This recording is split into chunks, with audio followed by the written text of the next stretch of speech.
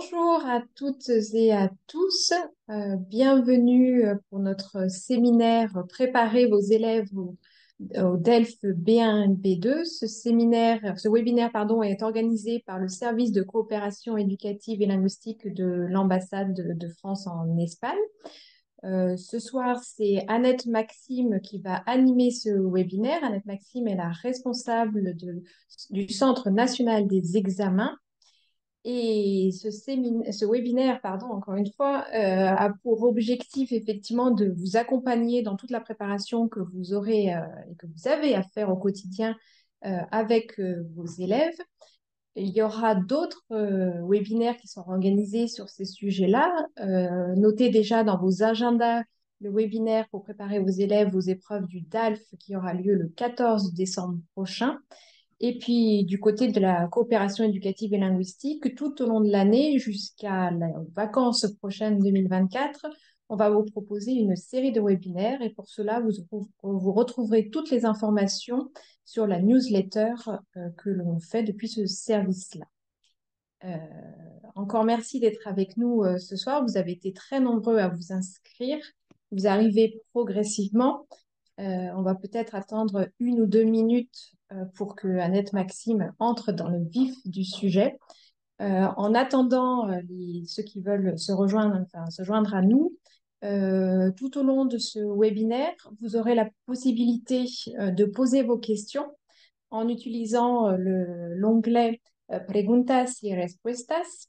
Voilà, n'hésitez pas, ce webinaire est vraiment fait pour vous, donc posez toutes vos questions au sujet de la préparation de vos élèves au DELF B1, B2.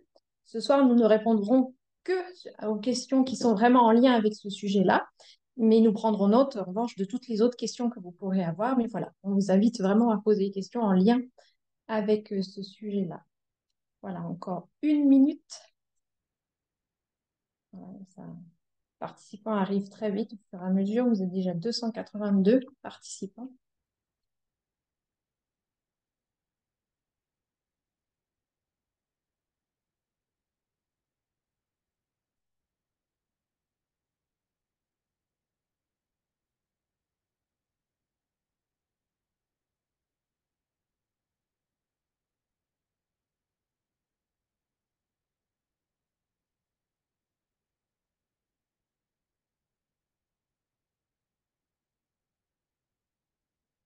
Alors, on va être ensemble pour 1 heure et demie.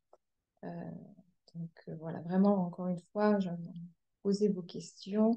Toutes vos questions, on est là pour cela.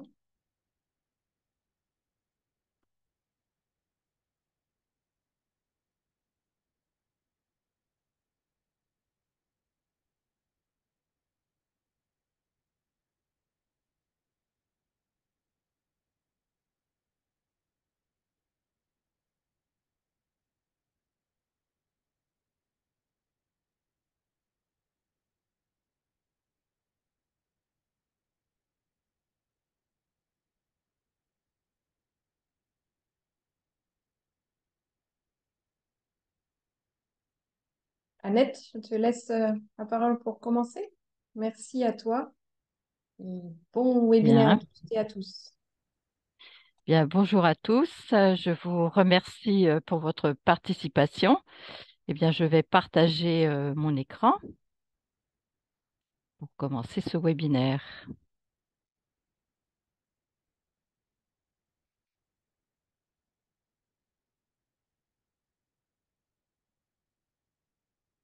Ça va?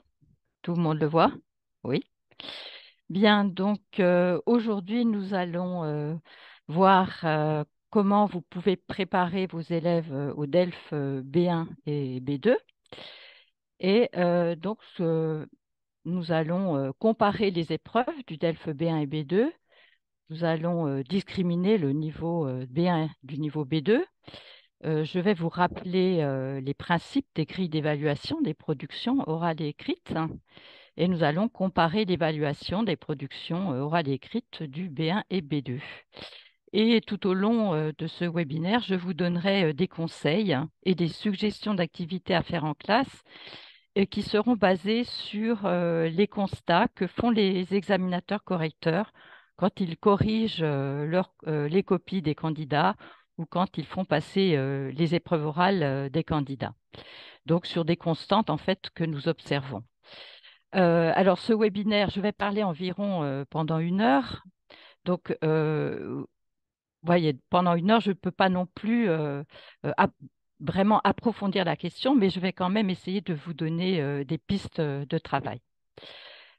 Donc, vous voyez ici, ce sont les maquettes des épreuves. Donc, vous voyez que le DELF B1 et B2, eh bien, il y a 4 compétences qui sont évaluées: la compréhension de l'oral, la compréhension des écrits, la production écrite et la production orale, qui sont évaluées sur 25 points chaque examen. Donc, je vais passer en revue en fait chacune de ces compétences pour vous expliquer voilà, les différences entre le B1 et le B2. Donc, nous allons commencer par la compréhension de l'oral. Et donc, si l'on compare les épreuves de compréhension orale du B1 et du B2, vous voyez que la première remarque, c'est qu'au B2, les documents sont plus longs. Parce que vous savez qu'au DELF, eh bien, les candidats, au fur et à mesure des niveaux, sont capables d'écouter, de comprendre des documents de plus en plus longs. Et donc, vous voyez qu'au B2, c'est plus du double du temps qu'au B1. Ça, c'est la première différence.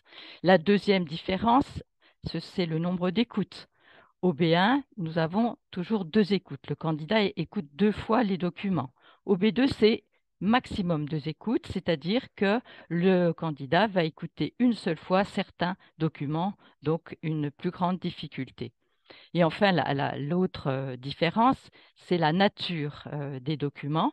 Alors, pour le B1, eh bien, il s'agit de situations de la vie quotidienne, alors que au B2, il s'agit de documents radiophoniques, certes semi-authentiques parce qu'ils sont réenregistrés, mais donc qui sont plus complexes.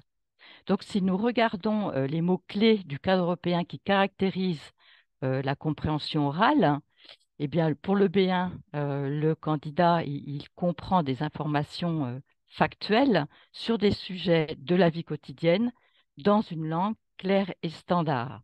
Par contre, au B2, vous voyez qu'il est capable de comprendre des conversations animées. Ça veut dire que peut-être qu'il y aura plusieurs interlocuteurs et qui vont peut-être se couper la parole. Donc, le document est plus complexe.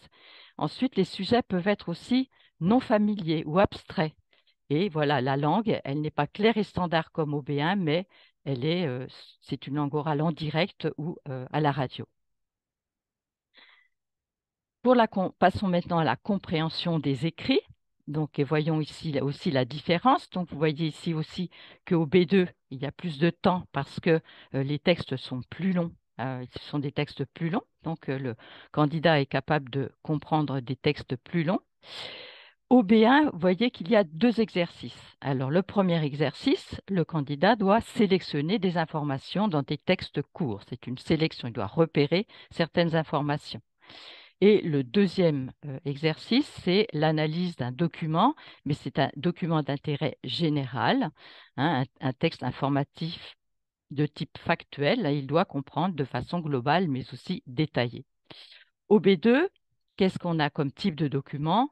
Eh bien, là, on a des documents un peu plus complexes, un peu plus longs, et on va évaluer la capacité du candidat à comprendre de manière globale, hein, le document, c'est-à-dire, par exemple, il doit repérer l'objectif de l'article, mais aussi une compréhension fine, hein. Par exemple, il doit identifier les positions des auteurs ou de l'auteur. Donc, c'est plus de type argumentatif. Là aussi, les mots-clés du cadre européen nous aident aussi à voir le degré de difficulté. Au B1, le candidat est capable de comprendre des textes factuels, hein, qui sont clairs, des articles non complexes, et de localiser une information cherchée dans un texte et sur des sujets familiers. Au B2, ce sont des articles sur des problèmes contemporains où les auteurs adoptent une position particulière. Et les textes sont plus longs et complexes, et l'usager B2 est capable d'en relever les points pertinents. Et il a un grand degré d'autonomie. Maintenant, avant de continuer, je voulais, vous savez que ces épreuves de compréhension orale et écrite évoluent et sont concernés les 4 niveaux du DELF, A1, A2, B1, B2 dans les versions juniors scolaires et tout public. Alors, l'évolution va vers, vous savez, des questionnaires fermés. Par exemple, eh bien, il y aura des QCM, hein, des questionnaires à choix multiples, des exercices de vrai-faux, mais sans justification à donner, des tableaux à cocher, hein, ça peut être des affirmations à cocher à partir d'un document, ou des exercices d'appariement, où il faudra, par exemple, dans cet exemple, associer un dialogue avec une situation. Alors, ce qu'il faut savoir, c'est que le basculement vers cette nouvelle formule avec des questionnaires fermés est reculé à la fin 2024. Ceci signifie qu'en 2024, il y aura la coexistence des 2 formules, hein. Quelquefois, ce sera la formule avec des questions ouvertes, quelquefois la formule avec les questionnaires fermés. Alors, il faut savoir aussi que ce format fait partie de la confidentialité des sujets et donc ne peut pas être communiqué aux candidats. Les centres d'examen ne peuvent pas vous dire quelle formule va tomber à la prochaine session. Mais de toute façon, sachez qu'aucune des 2 formules n'est plus avantageuse pour le candidat. Et donc, le conseil que je vous donne, c'est de continuer à dire aux candidats qu'ils doivent répondre de manière claire et précise aux questions ouvertes. Par exemple, ici, voilà un exemple de question ouverte de B2. Quelle est l'attitude des enseignants de l'école primaire par rapport aux matières scientifiques? Pourquoi? Vous voyez bien qu'ici, on ne peut pas répondre avec un seul mot, un groupe de mots. Il faut expliquer, donner une explication. Donc, vous voyez que cette question est notée sur 2 points. Eh bien, ici, le correcteur va pouvoir pondérer la note, c'est-à-dire qu'il va pouvoir attribuer 0 ou 0,5 ou 1 ou 1,5 ou 2 en fonction des éléments suivants. Est-ce que la réponse est exacte? Est-ce qu'elle est complète? Est-ce qu'elle est claire? Et est-ce qu'elle est précise? Et voilà le premier constat de ce webinaire, c'est que les correcteurs relèvent trop souvent un manque de clarté et de précision des réponses. Donc, il faut vraiment que les élèves apprennent à répondre de manière claire et précise pour avoir le maximum des points aux réponses aux questions ouvertes. Avant de passer aux épreuves de production, je vais vous rappeler les principes des grilles d'évaluation. Vous savez que ce sont les nouvelles grilles qui ont été mises en place en septembre 2022. Alors, vous voyez qu'elles sont les mêmes pour tous les niveaux, hein. C'est-à-dire que les critères sont transversaux, ce sont les mêmes pour tous les niveaux. Et ces critères, hein, compétences pragmatiques, compétences socio-linguistiques, compétences linguistiques, correspondent aux compétences à communiquer langagièrement du cadre européen. Donc, vous voyez qu'avec la compétence pragmatique, on évalue la réalisation de la tâche et la cohérence et cohésion. Je préciserai après plus exactement ce qu'on évalue sous ces 2 critères. À la compétence socio-linguistique, eh bien, l'adéquation socio-linguistique, et pour la compétence linguistique, le lexique et la morphosyntaxe. À la production orale, c'est la même chose. Les critères sont transversaux et ce sont les mêmes pour tous les niveaux. Et donc, la compétence pragmatique et sociolinguistique va être évaluée dans chacun des exercices, des tâches. Donc voilà, pour le B1, il y a 3 tâches à la production orale. Au B2, il y a 2 tâches, hein, l'exposé et le débat. Donc, on va évaluer pour ces tâches la compétence pragmatique et sociolinguistique.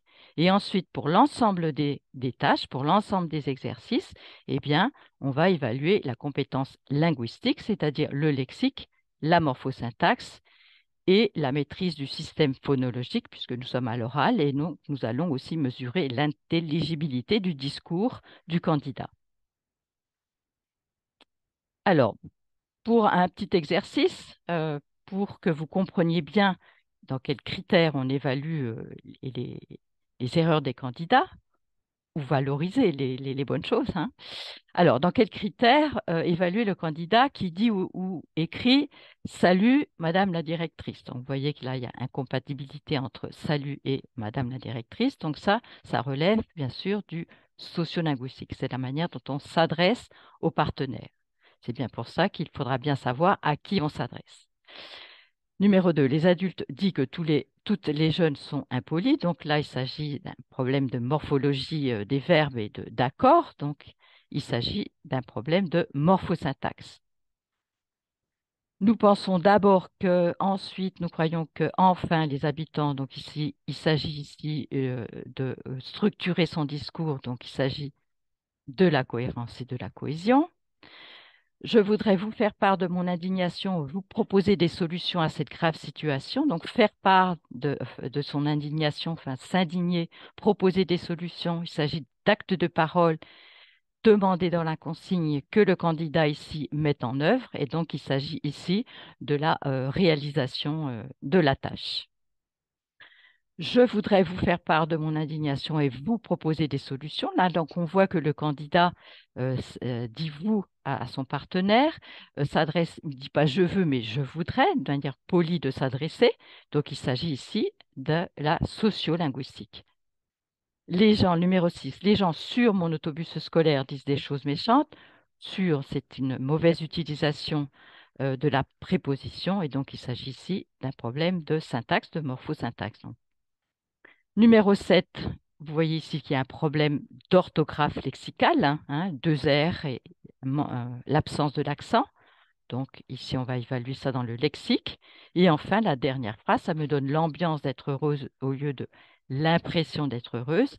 Un problème donc de, de lexique, de maîtrise lexicale. Et donc ici, on va évaluer ça dans le lexique, hein. Voilà comment on fait pour évaluer. Ça vous donne une idée de comment on utilise ces grilles d'évaluation.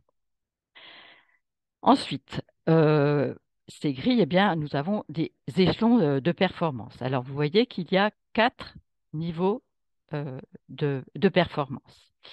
Alors, il y a la première colonne, la non répondue ou production insuffisante. C'est quand le candidat ne répond pas, copie blanche, ou il ne dit rien, ou s'il ne produit pas suffisamment, par exemple, moins de 50% des mots produits, et donc il n'y a pas assez de matière évaluable. Et ou alors il fait une production qui relève d'un niveau N-2. Si au B2, on voit que la langue relève est très simple et relève du niveau A2, eh bien voilà, là on attribuera 0. Ensuite, il y a en dessous du niveau ciblé, si le candidat n'est pas en mesure de démontrer les compétences attendues dans le niveau ciblé. Et au niveau ciblé, nous avons 2 niveaux différents. On a le niveau ciblé, ça veut dire depuis l'entrée du niveau jusqu'à une maîtrise moyenne, hein, et ensuite le niveau plus, quand le candidat satisfait pleinement la majorité des éléments du niveau, voire même démontre une maîtrise au-delà du niveau attendu. Donc ici, ce qu'il faut bien comprendre, c'est que les correcteurs n'attribuent pas une note, mais un niveau. C'est-à-dire la question que se pose le correcteur, c'est est-ce que le candidat est du niveau? Mais il n'est pas là pour attribuer 12 ou 12,5 ou 13. Non, il attribue un niveau. Est-ce que le candidat est du niveau? Et vous voyez que le niveau implique une note qui est imposée. C'est-à-dire au niveau B1 ici, ben, c'est la note 3 qui est attribuée. Donc là, j'insiste bien, les correcteurs attribuent un niveau. Alors, pour que qu'il y ait égalité de traitement des candidats, les correcteurs disposent des descripteurs de performance. Ici, je vous ai mis l'exemple du DELF B1 et que pour que vous compreniez comment ça marche, j'ai souligné, si vous voulez, quelques mots-clés pour que vous compreniez le principe. Vous voyez que dans la colonne en dessous du niveau ciblé, nous avons des termes négatifs, hein.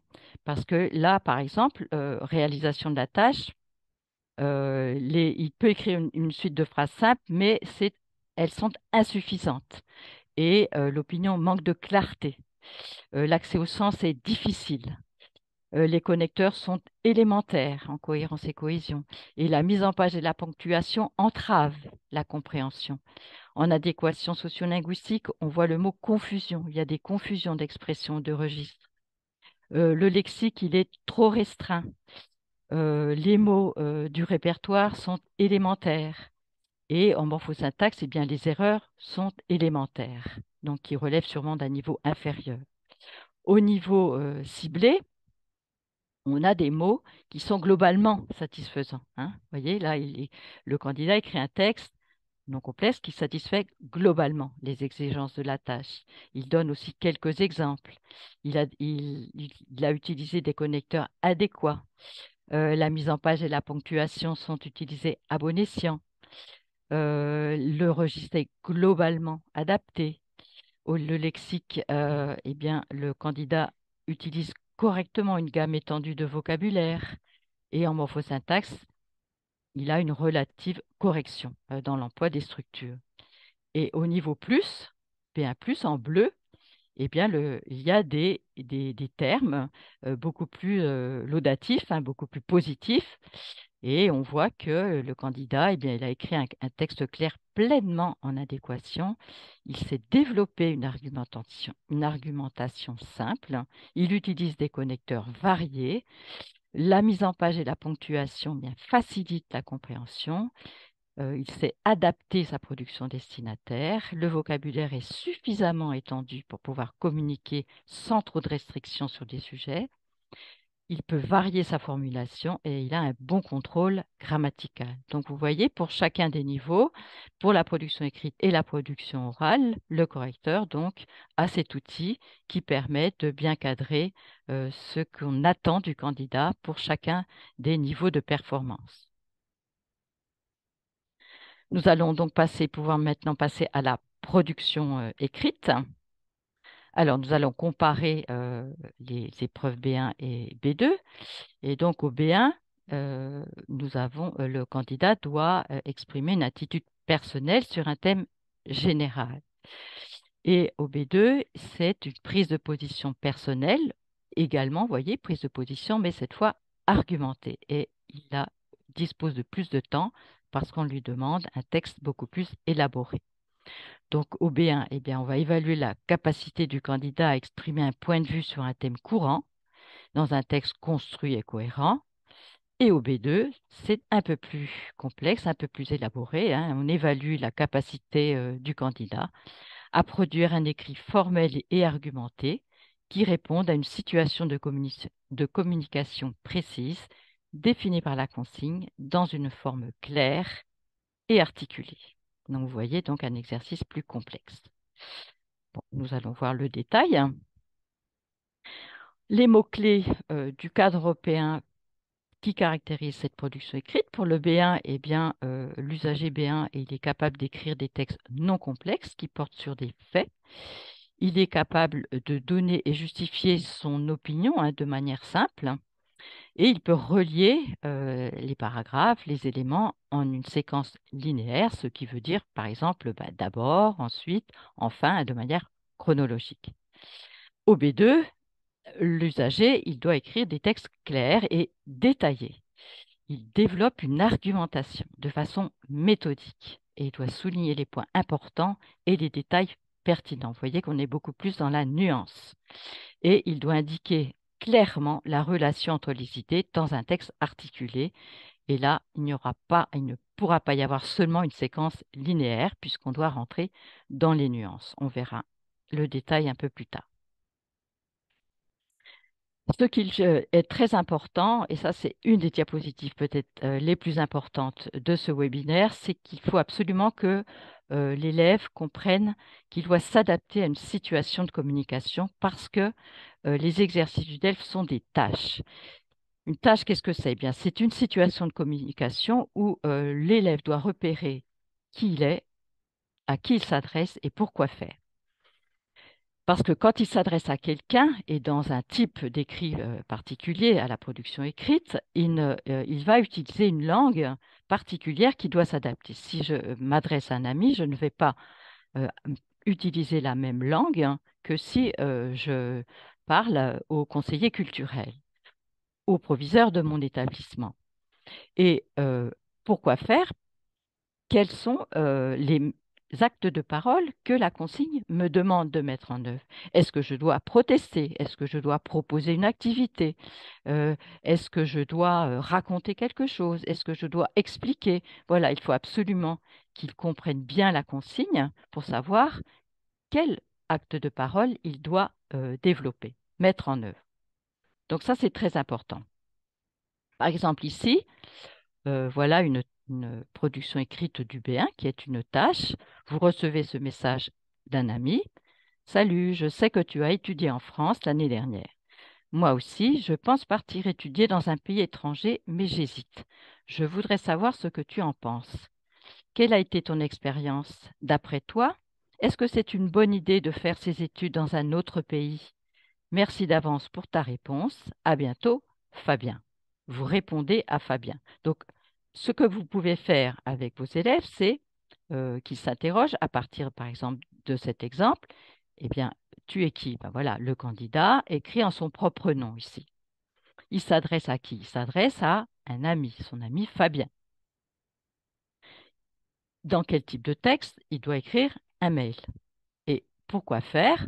Hein, pour raconter son expérience, puis donner son opinion. Est-ce une bonne idée de faire ses études dans un autre pays? Voilà le type de travail que vous pouvez faire. Ici, voici un exemple pour le B2. Le lycée bilingue dans lequel vous apprenez le français organise régulièrement un séjour linguistique en France. Or, cette année, pour des raisons financières, il est question d'annuler ce voyage. Vous écrivez une lettre au directeur de la section francophone de votre école pour lui exposer les avantages que comporte ce séjour et son impact sur la motivation des lycéens quant à l'apprentissage du français. Vous lui proposez également quelques pistes pour récolter de l'argent afin de financer le séjour. Donc ici, le candidat, c'est un lycéen dans un établissement bilingue. Il s'adresse au directeur de la section francophone de son établissement. Il lui écrit une lettre formelle. Pourquoi faire? Pour lui exposer les avantages du séjour qui motivera les lycéens à apprendre le français et pour lui proposer des idées pour récolter de l'argent. Donc, vous voyez tout de suite, s'adresse au directeur dans une lettre formelle, va placer la langue qu'il devra utiliser, une langue formelle, élaborée. On va voir maintenant, pour chacun de ces exercices, B1 et B2, euh, que, euh, que va vérifier dans la copie du candidat les correcteurs, qu'est-ce qu'ils vont vérifier. Alors, en commençant par la réalisation de la tâche, eh bien, pour le B1, ici, le correcteur, il va vérifier déjà si vous voulez, le respect de la consigne. Est-ce que le candidat écrit bien un courrier électronique, hein, puisqu'on lui demande ici de répondre à Fabien. Est-ce qu'il décrit son expérience, hein, c'est les actes de parole qu'on lui demande. Est-ce qu'il décrit son expérience? Est-ce qu'il donne son opinion? Est-ce une bonne idée d'étudier à l'étranger? Et les actes de parole, on va non seulement regarder leur présence, mais aussi la qualité. C'est-à-dire, est-ce que c'est bien dit? Est-ce que c'est clair? Au B2, le correcteur aussi va vérifier si le candidat écrit une lettre, hein, donc une lettre formelle, s'il expose les avantages du séjour linguistique en France, s'il expose l'impact du séjour sur la motivation des lycéens, s'il expose des pistes pour récolter de l'argent. Et là encore, non seulement on va vérifier la présence de ces trois actes de parole, mais aussi est-ce que c'est clair, est-ce que c'est précis et est-ce que c'est pertinent, puisqu'au B2, nous évaluons aussi la pertinence des arguments. Alors, qu'est-ce qu'on constate pour la réalisation de la tâche dans les copies des candidats? Alors, tous les actes de parole, souvent, ne sont pas mis en œuvre. Là, vous voyez, par exemple, pour le B2, il y en a trois à mettre en œuvre. Ben, très souvent, sur les trois, on va en trouver que deux. Et donc, forcément, on ne va pas pouvoir aller là jusqu'à la note niveau plus, hein, s'il y en a que 2 sur 3 qui sont mis en œuvre. Et donc, ça, il faudra bien faire attention à ce que le candidat veille bien à bien répondre à tous les actes de parole. Très certainement aussi, souvent, on voit un manque de variété dans les expressions de la pensée. On va voir après une suggestion d'activité à faire. Alors, un manque de pertinence aussi des idées trop vagues. Là, je vous ai donné par exemple 2 exemples. Mon point de vue sur le quartier du collège est bon. Les activités après du collège ne sont pas très bonnes. Bon, vous voyez que c'est trop vague. Et souvent aussi, malheureusement, on constate une absence d'exemple pour illustrer les idées parce qu'on demande au candidat d'illustrer sa pensée en donnant un ou deux exemples. Alors, quelques suggestions d'activités, par exemple, vous pouvez demander aux élèves de relever dans leur propre production, qu'elle soit du DELF ou pas d'ailleurs, si c'est quand ils expriment une opinion, eh bien toutes les expressions de la pensée qui ne se traduisent pas forcément seulement par les verbes, je pense que, je trouve que, pour moi, mais aussi à travers des adjectifs, ici l'adjectif gentil, à travers des adverbes, la plupart du temps, la majorité du temps, toujours, trop, très et aussi des substantifs, hein. Ici, par exemple, le mot valeur, le mot talent, qui sont des mots positifs. Vous voyez, il faut aussi leur montrer que l'opinion, c'est aussi à travers bien d'autres choses que les simples verbes de l'expression d'opinion. Je pense que, je trouve que. Autre suggestion, il faut leur faire observer, leur faire relever peut-être dans des productions quelques exemples pour qu'ils prennent conscience qu'eux-mêmes, il faut qu'ils en mettent et peut-être leur demander, pour ceux qui n'en ont pas mis, de compléter leur production avec un ou deux exemples qu'ils pourraient tirer de leur expérience personnelle. Et il faudra habituer les élèves à réfléchir autour de sujets, à trouver des idées. Donc, peut-être une suggestion, c'est vous pouvez faire des remue-ménages, hein, des brainstorming avec le groupe classe. J'ai oublié un S, j'ai mis qu'un seul S. Et puis cette réflexion, elle pourra être suivie de la lecture de documents. Et cette lecture de documents pourra être motivée justement parce qu'ils ont déjà réfléchi à la question, ils auront envie de voir si leurs propres idées se trouvent dans les documents. Ils seront peut-être curieux de voir s'il y a d'autres idées et ça va donc enrichir leur réflexion. Mais en tout cas, faut les habituer à chercher des idées. Et je voulais aussi attirer votre attention sur le fait que, attention, une langue infraniveau va entraver la compréhension, la clarté et la précision de la réalisation de la tâche. Et donc, s'il y a beaucoup d'erreurs linguistiques, ça va avoir un impact sur l'évaluation de la réalisation de la tâche parce qu'on ne va pas bien comprendre ce que veut dire le candidat et on note aussi la qualité de la mise en œuvre des actes de parole. Voyons maintenant le critère de cohérence et cohésion. Alors, eh bien, au B1, le correcteur va vérifier la mise en page, hein, c'est-à-dire s'il y a bien plusieurs paragraphes, il n'y a pas un seul bloc. Il va vérifier la présence d'articulateurs simples, chronologiques, hein, en premier lieu, en deuxième lieu, pour conclure, distributif d'un côté, d'un autre côté, d'une part, d'autre part, la cohérence du texte, hein, est-ce qu'il ne passe pas du coq à l'âne, et puis aussi la ponctuation. Et enfin, la fluidité de la production, c'est-à-dire est-ce que le correcteur doit relire 3 fois le même passage pour comprendre, ou est-ce que à la première lecture, on comprend ce que nous dit le candidat. Au B2, on va aussi vérifier la mise en page, mais on va valoriser la présence d'une introduction, d'une conclusion et de plusieurs paragraphes.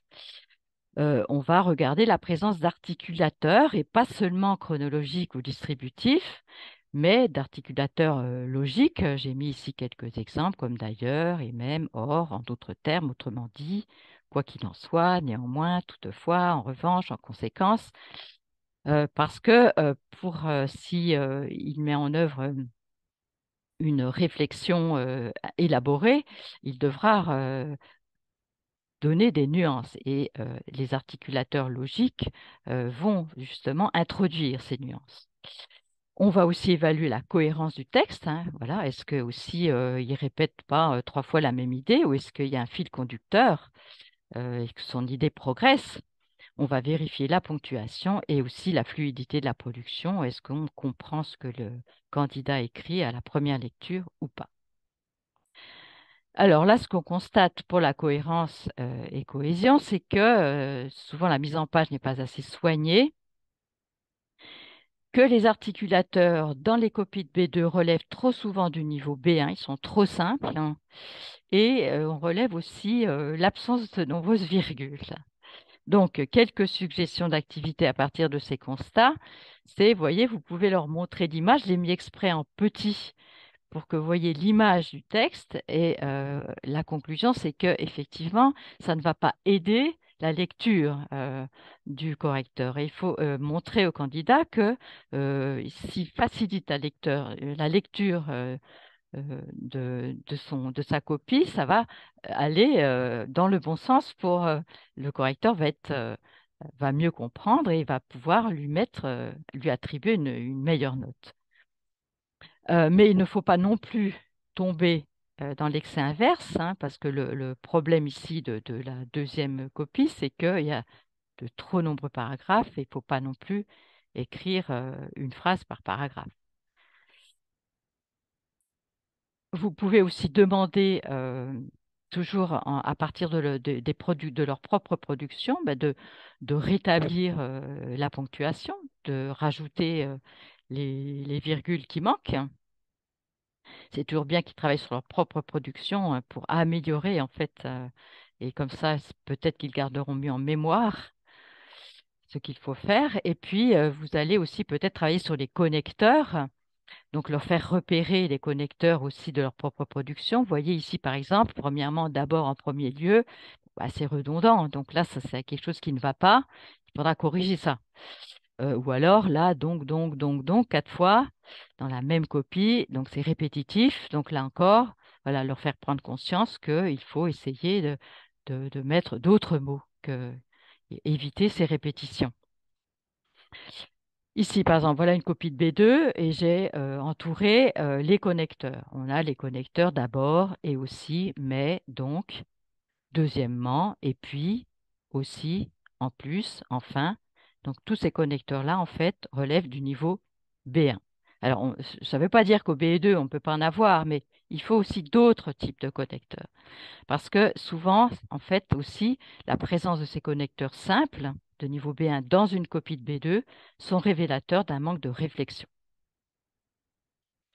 Donc, il faudra aussi leur faire repérer dans des articles, des productions, d'autres types de connecteurs. Par exemple, ici, puisque, et que la plupart de mes collègues, afin de, ainsi que, par ailleurs, c'est pour cela que, malgré. Vous pouvez aussi, bien sûr, leur faire repérer ces types de connecteurs dans des articles, comme ici, par exemple, non seulement parce que, mais surtout parce que, en revanche, néanmoins, vous voyez, qu'ils prennent conscience qu'ils doivent utiliser aussi ce type de connecteur, à bon escient, bien évidemment. Passons maintenant à l'adéquation socio-linguistique. Alors ici, nous allons vérifier les formules d'accueil et de congé. Hein, est-ce qu'elles sont présentes et est-ce qu'elles sont adéquates? Ici, puisque le candidat s'adresse à son ami, eh bien, est-ce qu'il utilise le tutoiement? Et s'il s'adresse aussi à son ami dans le corps du texte, hein, c'est pas seulement dans la formule d'accueil et finale, mais aussi dans le texte, est-ce qu'il s'adresse à lui? Est-ce qu'il lui dit, il l'interpelle? Hein, et puis on va voir aussi l'adéquation du ton. Pour le B2, on va vérifier aussi les formules d'accueil et de congé, là, qui devront être formelles, puisqu'on écrit une lettre au directeur de la section francophone. Est-ce que le candidat utilise le vouvoiement, mais aussi utilise un registre formel tout au long de la production, dans son vocabulaire, hein, pas de mots familiers, dans le ton, qui devrait être formel et pas trop brusque ou inadéquat, hein. Et dans les expressions, il ne faut pas qu'il y ait des expressions qui relèvent de l'oral, puisque c'est une lettre formelle. Et justement, les constats, alors au B1, par exemple, notamment dans le cas quand il doit écrire sur un forum de discussion, on constate que le candidat ne s'adresse pas à ses interlocuteurs. Alors même dans le cas d'un forum de discussion, il faudra, pour qu'on puisse évaluer positivement ce critère de sociolinguistique, il faudra qu'on trouve des expressions où on voit qu'il s'adresse. On voit qu'il s'adresse à quelqu'un. Il faut vraiment qu'il se mette dans la tâche. C'est comme si c'était dans la vie réelle. Il faut vraiment qu'il se mette dans la situation demandée par la consigne. Au B2, dans les lettres formelles, quelquefois, effectivement, il ne s'adresse aussi à son interlocuteur que dans les formules d'accueil et de congé, et non pas dans le corps de la lettre. Et au B2, on relève aussi des expressions souvent qui relèvent de l'oral, peut-être parce que le niveau linguistique du candidat n'est pas assez élaboré. Je ne sais pas, mais en tout cas, on relève trop souvent des expressions qui relèvent de l'oral. Alors, quelques suggestions d'activités. Eh bien, si vous voyez des copies où l'élève s'adresse à ses interlocuteurs, peut-être les faire relever par les élèves. Vous voyez ici, par exemple, eh bien, le candidat, vous avez envie de trouver un lieu pour vous distraire. Eh bien, n'hésitez plus. Vous voyez, là, il s'adresse. Hein, voilà, c'est comme ça, quoi. C'est un exemple où l'élève s'adresse à ses interlocuteurs. Ou alors, je trouve qu'il faut que vous sachiez que le film est excellent. Voilà, le vous sachiez, on voit qu'il s'adresse, il a conscience qu'il écrit à quelqu'un. Pour les lettres formelles B2, eh bien, essayez de faire en sorte qu'il reformule toutes les expressions qui sont orales. Ici, par exemple, ce sont des exemples que j'ai relevés dans des copies de B2. Lorsque vous avez besoin de l'aide, à qui vous le demandez. Donc voilà, donc ça, il faudrait reformuler ça. La signature seulement avec le prénom dans une lettre formelle, ça ne marche pas. Qu'est-ce que tu fais quand le choix est mauvais avec le tu là, hein? Qu'est-ce que tu penses dans ces cas si tu as fait une erreur? Non. Que faire? Que penser dans ces cas-là si euh, nous commettons une erreur? Voilà, hein, il faut essayer de reformuler de manière plus formelle. Aussi éviter le ça va être triste pour nous. Ici aussi dans l'exemple, la télé, eh bien, on ne parle pas, on ne dit pas la télé dans une lettre formelle, mais il faudra utiliser, si on parle de la télévision, ben, le mot télévision. Pas d'abréviation familière. Voyons maintenant le lexique. Alors, pour le lexique, eh bien, au B1, le correcteur va vérifier si le candidat utilise des mots de niveau B1 et pas seulement des petits mots simples qui relèvent des niveaux A. Il va vérifier l'étendue du vocabulaire, c'est-à-dire est-ce que le vocabulaire est varié? Est-ce qu'il n'y a pas de répétition? Est-ce qu'il n'utilise pas systématiquement les mots de la consigne? Et on va aussi, bien sûr, vérifier la maîtrise du vocabulaire, c'est-à-dire l'utilisation des mots à bon escient, par exemple dire enrhumé et non pas constipé, et puis aussi, bien sûr, l'orthographe des mots de niveau B1, hein, un mot compliqué, difficile, qui ne relève pas du niveau B1. S'il y a une erreur, on ne va pas la sanctionner. Pour le B2, eh bien, le correcteur va vérifier si le candidat utilise bien aussi là des mots de niveau B2, l'étendue du vocabulaire, c'est-à-dire la variété, l'absence de répétition également, le vocabulaire formel, hein, précis, et l'absence aussi de mots passe-partout comme cela, chose, quelque chose, faire. Non, il faudra que le candidat utilise des mots plus précis. La maîtrise également du vocabulaire et l'orthographe des mots de niveau B2. Alors, ce qu'on constate pour le lexique, alors souvent les mots sont trop simples, pas assez précis, recopiés de la consigne, trop recopiés. C'est normal qu'il réutilise les mots-clés de la consigne, mais il ne faut pas qu'il recopie toute la consigne avec tous les mots de la consigne. Non, il faut qu'il montre qu'il sait aussi reformuler, hein. Et puis souvent, on relève aussi des répétitions. Alors, à partir de ces constats, quelques suggestions d'activités. Vous pouvez leur faire lister le vocabulaire. Par exemple, ici, c'est une copie de B2. Si on liste les mots, marié, homme, gros, beaucoup, travail, journée, maison, lit, dormir, alors, qu'est-ce qu'on constate? De quel niveau relèvent ces mots-là? Eh bien, c'est un lexique du niveau A2. Et donc là, comme on est au niveau B2, eh bien, le correcteur va attribuer 0, puisque c'est non répondu ou production insuffisante, cette colonne-là, puisque c'est niveau N-2. Et par exemple, vous pouvez aussi les faire travailler pour éviter les répétitions, leur faire trouver des mots qui vont remplacer.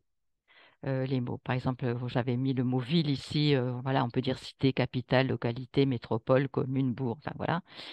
Ici, dans cet exemple où le mot jeune est répété, et bon, les adultes disent aux jeunes, eh ben, on peut dire à leurs enfants. Depuis qu'on est jeune, nos parents nous disent de toujours être polis, depuis qu'on est petit ou depuis notre enfance. Et puis, dans le dernier exemple, il y a sûrement quelques jeunes qui ne sont pas toujours polis, ben, on pourrait mettre quelques adolescents. Vous voyez, il faut essayer aussi de les faire travailler pour trouver d'autres mots pour éviter les répétitions et des mots qu'ils connaissent, très certainement. On va pouvoir aussi travailler avec nos élèves sur les mots choses, les mots il y a, les mots cela, les mots faire, les mots avoir, être, dire, enfin les mots qui passent partout, ce que j'appelle moi les mots passe-partout. Par exemple ici, hein, c'est toujours sur notre sujet sur la politesse, hein, donc ouvre la porte, dis merci, ce sont deux exemples de choses que les adultes disent aux jeunes, et de choses, on pourrait dire deux exemples de formules de politesse. Dans le deuxième exemple, il y a des choses polies qu'on doit faire, et bien voilà, on peut reformuler, on doit respecter des règles de politesse. Et puis dans le dernier exemple, les gens sur un autobus scolaire disent des choses méchantes aux autres, et bien des mots, des propos. Et puis dans le dernier exemple, le niveau P2, il y a tellement d'avantages qui viendraient avec ce projet, ben voilà, leur demander de reformuler. Ce projet présenterait de multiples avantages, par exemple. Et on évite ce mot il y a. On peut faire aussi travailler les élèves sur les anaphoriques. Vous savez, ces mots qui reprennent tout un paragraphe antérieur. Cette initiative, ce projet, ces inégalités, ce constat, ce dernier, etc. Là, par exemple, dans cet exemple, les élèves pourront voter directement sur le site web. Cela éliminera les décisions prises injustement. Au lieu de cela, c'est beaucoup mieux de dire, voilà, cette mesure. Donc, leur faire prendre conscience de ça pour qu'ils prennent le réflexe d'utiliser ce type d'anaphorique. Et demander, bien sûr, aux élèves aussi d'en repérer dans des textes journalistiques. Hein. Faut qu'ils aient conscience de ça pour qu'ils puissent eux-mêmes ensuite les utiliser dans leur propre production. Enfin, la morphosyntaxe. Au B1, eh bien, le correcteur va vérifier la morphologie, c'est-à-dire les accords en genre et en nombre, la conjugaison des verbes, et puis aussi la syntaxe, c'est-à-dire la place des mots dans la phrase, l'utilisation des prépositions. Et puis, on va aussi vérifier de quel niveau relèvent les erreurs. Est-ce que ce sont, par exemple, si c'est des erreurs de morphologie des verbes sur des verbes simples qu'on connaît au niveau A1, ça va peser plus lourd que sur une morphologie d'un verbe au subjonctif, par exemple. Hein. Et puis, on va vérifier aussi l'élaboration des phrases, c'est-à-dire qu'il ne faudra pas trouver au B1 seulement des phrases simples comme on peut trouver au niveau A, mais on devra trouver la présence d'une variété de phrases complexes simples. On va faire un petit exercice après pour que vous puissiez voir ce que l'on appelle des phrases complexes simples. Au niveau B2, eh bien le correcteur va évidemment aussi vérifier la morphologie et la syntaxe et de voir quel niveau relèvent les erreurs. Il va regarder la variété des temps et l'élaboration des phrases où il devra trouver la présence d'une variété de phrases complexes, hein, et au B2 des circonstancielles et pas seulement des phrases complexes simples comme au B1. Alors, parce qu'effectivement, le constat, c'est que au niveau B2, les phrases sont souvent trop simples, pas assez élaborées. Et les phrases au niveau B2 doivent être élaborées pour pouvoir exprimer des nuances et des précisions. Donc, voyons ces petits exercices. Les phrases complexes suivantes relèvent de quel niveau? Je pense qu'ils sont impolis. Donc, ici, nous avons une complétive simple. Ça relève du B1. Quand quelqu'un nous remercie, lorsque quelqu'un nous remercie, les temporels simples, ça relève aussi du niveau B1. Je ne comprends pas comment vous pouvez demander cela. Je ne comprends pas ce que ça veut dire. Les, les interrogatifs indirects, là, dépendent du niveau B2, sont plus complexes. Il est facile d'être poli, il est nécessaire de faire ci, de faire ça, il est important. Ça, ce sont les impersonnels, ça relève du B1. Ce sont des phrases complexes simples. Ce sont les principes sur lesquels est fondée notre société. Les relatives complexes, les relatives composées relèvent du B2. Je souhaite conclure en insistant sur ce point. Les gérondifs, eh bien là aussi relèvent du niveau B2. Il y a des jeunes qui ne sont pas polis. Phrase relative simple, B1. Je sais que tous les jeunes ne sont pas polis. Ça, c'est une complétive simple, relève du niveau B1. Je ne suis pas satisfait, même si je tiens compte des aspects positifs, la concession, la conséquence, la cause, toutes ces phrases circonstancielles relèvent du B2 et doivent être présentes dans les copies B2. Il faut que les professeurs comprennent, il est important que les professeurs comprennent. Voilà, ça relève du B1 et c'est pour ça qu'au B1 aussi, il faut maîtriser le subjonctif parce que quand on exprime une opinion, il est important que les professeurs comprennent. Eh bien, euh, très souvent, on va devoir utiliser le subjonctif. Donc, vous voyez, phrase simple, complexe simple pour le B1, élaboré pour le B2, donc forcément avec des circonstanciels de cause, conséquence, concession, etc. Donc, pour une activité en classe que l'on peut faire pour leur montrer qu'ils doivent complexifier leurs phrases, eh bien, c'est de faire des phrases, mais ça, je suppose que vous en faites parce qu'il y en a dans beaucoup de manuels, hein, des phrases de reformulation. Par exemple, ici, la garde des enfants est un problème qu'il y a en Espagne, il est principalement dû au nouveau mode de vie. Eh bien, on va pouvoir dire la garde des enfants est un problème qui existe en Espagne et dont la cause principale réside dans les nouveaux modes de vie. Voilà, on fait une phrase complexe au lieu de deux phrases simples. Je te laisse mes notes pour ce week-end, mais tu dois me les rendre lundi. Ben voilà, on peut les transformer à condition que tu me les rendes lundi et on utilise une phrase complexe, c'est plus élaboré, c'est mieux dit.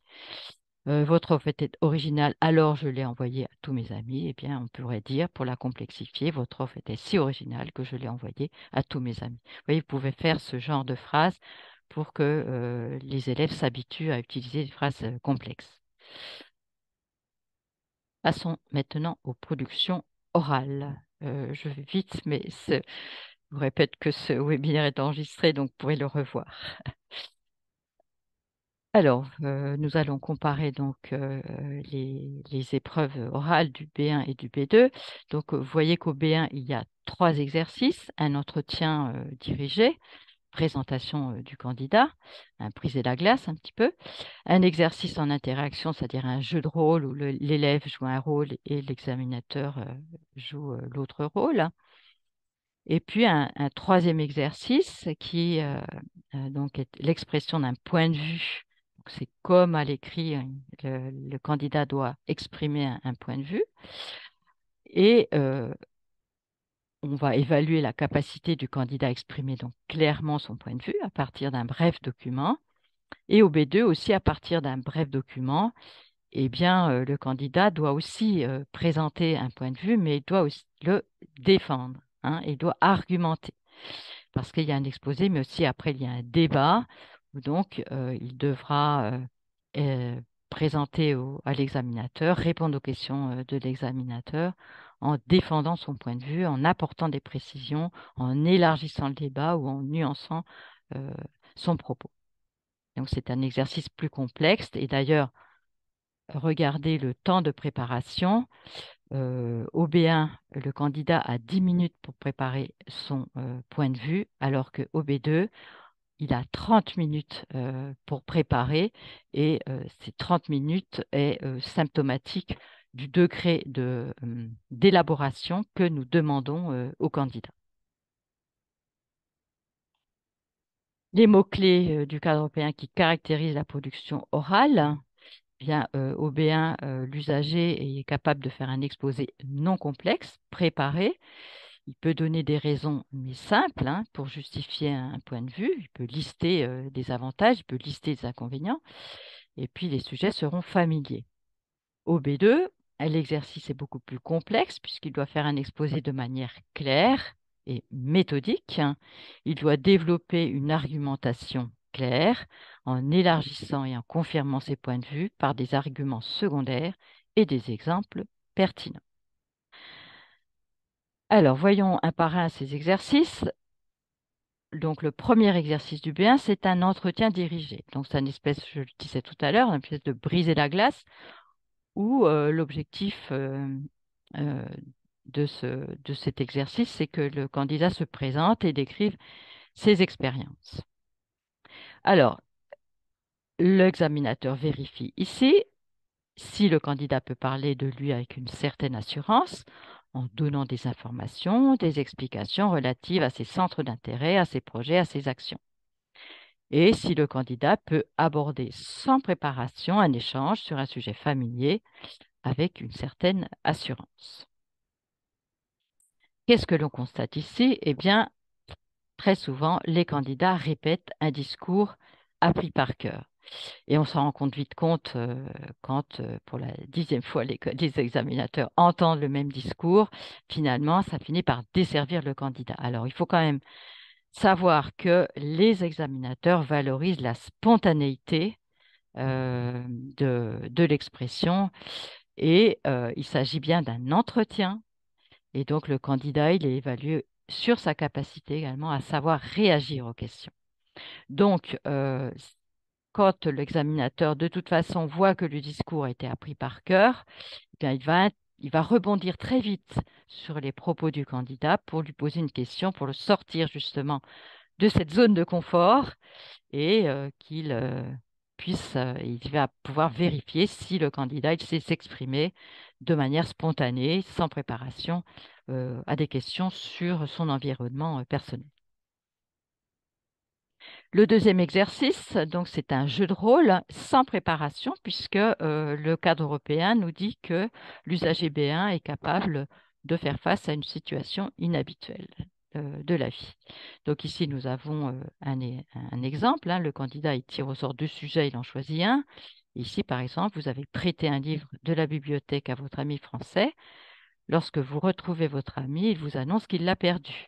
Vous exprimez votre mécontentement et discutez ensemble pour résoudre ce problème.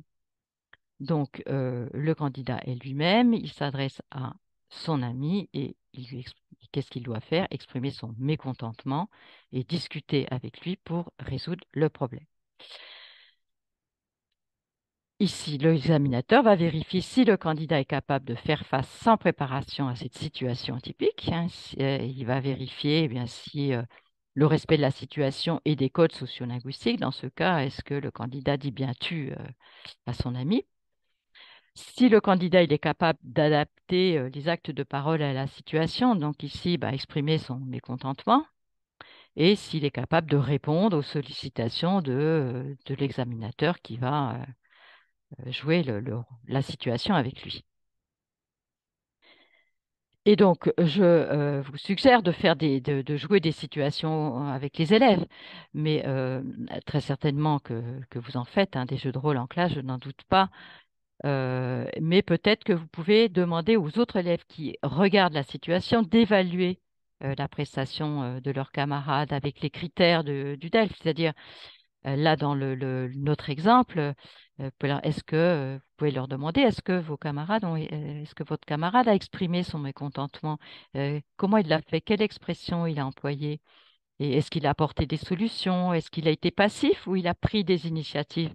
Parce qu'effectivement, on demande au candidat ici de ne pas répondre seulement passivement aux questions de l'examinateur. Alors bien sûr, le candidat, il se sent candidat et donc il attend peut-être les questions de l'examinateur. Mais il faut lui dire non, tu es vraiment dans une situation de la vie réelle. Tu prends toi aussi des initiatives. N'hésite pas à réagir, à à réagir aux sollicitations de ton examinateur comme si tu étais avec un ami. Il faut vraiment qu'il prenne conscience qu'il est dans une situation réelle de la vie. Ensuite, pour le troisième exercice, donc le OB1, eh bien, le candidat doit faire un exposé de 3 minutes où il doit exprimer son point de vue. Alors, il doit d'abord dégager le thème. Vous voyez, la consigne au candidat, c'est vous dégagez le thème soulevé par le document et vous présentez ensuite votre opinion sous la forme d'un exposé personnel de 3 minutes. Et ensuite, l'examinateur peut vous poser quelques questions, mais ce n'est pas obligatoire puisqu'il s'agit seulement d'un monologue. Seul le monologue est évalué. Au B2, le candidat doit faire un exposé, mais voyez, plus long, de 5 à 7 minutes. Donc, il doit dégager aussi le problème soulevé par le document, puis présenter son opinion, mais de manière claire et argumentée. Et ensuite, il y a un débat donc, où il doit défendre son point de vue. Alors, au B1, eh bien, l'examinateur va vérifier pour ce troisième exercice si le candidat est capable de présenter de manière simple le sujet à développer, s'il peut présenter, expliquer avec assez de précision les points principaux d'une réflexion personnelle, j'insiste, réflexion personnelle, et s'il peut relier son discours pour être suivi facilement avec, vous voyez, les séquences linéaires, d'abord, ensuite, enfin, par exemple. Au B2, l'examinateur vérifie si le candidat peut dégager le thème de la réflexion et introduire le débat. On va y revenir après. Qu'est-ce que ça veut dire, introduire le débat? Mais au B2, c'est pas seulement dégager le thème, mais c'est aussi introduire le débat. S'il peut présenter un point de vue à l'aide d'arguments développés avec des exemples pertinents, personnels, et s'il peut marquer clairement les relations entre les idées à l'aide de transitions de connecteurs logiques. Vous voyez qu'on retrouve ici la structure aussi que l'on avait pour la production écrite. Alors, pour le B1, expression d'un point de vue donc à partir d'un document déclencheur où le candidat doit d'abord dégager le thème avant de donner son opinion. Eh bien, on constate que le candidat, souvent, ne dégage pas le thème et donne directement son opinion. Et, ou alors, il fait carrément un compte-rendu, une paraphrase du document, et il en dit beaucoup plus que le document. Alors, en aucun cas, il ne s'agit de faire une analyse du document. Il s'agit de présenter clairement et simplement, hein, en une ou deux phrases, le thème général de discussion introduit dans le document. Hein, la consigne que vous pouvez donner aux élèves, c'est imaginez que l'examinateur n'a pas lu le document et il doit savoir de quoi vous allez parler, de quoi il s'agit, sur quel thème vous allez donner votre opinion en une ou deux phrases. Voilà, c'est simple. Autre constat pour ce B1, c'est que le candidat donne son opinion seulement dans la conclusion. Hein. Très souvent, on entend je donnerai, et enfin, en conclusion, je donnerai mon opinion. Alors non, la conclusion, c'est pas là qu'on doit donner son opinion. La conclusion, c'est une conclusion. L'opinion doit être au cœur de l'exposé. C'est dans le développement, le candidat doit développer ses idées dans plusieurs développements, plusieurs idées, avec, en illustrant ces idées avec des exemples tirés de son expérience personnelle. Au B2, qu'est-ce qu'on constate? Comme au B1, eh bien, au lieu de dégager le problème soulevé par le document, le candidat fait une analyse du document. Alors là encore, hein, il ne s'agit en aucun cas de faire un compte-rendu ou un résumé de document. Le candidat doit dégager la problématique qui est souvent donnée d'ailleurs par le titre, hein, donc ce n'est pas compliqué. Et un autre constat, c'est que le candidat n'annonce pas les points qu'il va développer. Et c'est ça, introduire le débat, dont je parlais tout à l'heure, c'est annoncer les points qu'il va développer. C'est-à-dire qu'il faut, s'il fait un exposé de 5 à 7 minutes, il faut qu'il comprenne qu'il faut qu'il facilite l'écoute de l'examinateur. Par exemple, tout à l'heure, au début du webinaire, je vous ai annoncé ce que j'allais développer. Je vous ai dit, eh bien, on va comparer les épreuves du B1 et du B2. Je vais vous rappeler les principes d'écrit. Voilà, c'est ça que ça veut dire. Hein. C'est-à-dire qu'il faut que le candidat facilite l'écoute de l'examinateur et lui indique quelles idées il va développer, quel fil conducteur il va adopter, hein, qu'il va suivre. Et ça, c'est important et ça va lui permettre d'obtenir une meilleure note parce que ça va améliorer la compréhension de son discours. Alors, ce que l'on constate aussi dans les productions orales du B2 du candidat, c'est que il adopte très souvent toujours le même schéma de avantage-inconvénient. C'est-à-dire que ce schéma avantage et inconvénient peut fonctionner pour certains sujets, mais ne fonctionne pas pour tous les sujets. Donc, il faut vraiment qu'il adopte un- un développement qui soit adapté au sujet, hein. Il ne faut pas plaquer le même schéma toujours sur tous les sujets. Alors, on va prendre cet exemple. Donc, je vous laisse 2 minutes là pour lire le sujet. Je vais vous montrer comment on dégage le thème, qu'est-ce qu'on attend du candidat et comment introduire le débat. Je vais vous donner un exemple, mais je vous laisse lire le sujet.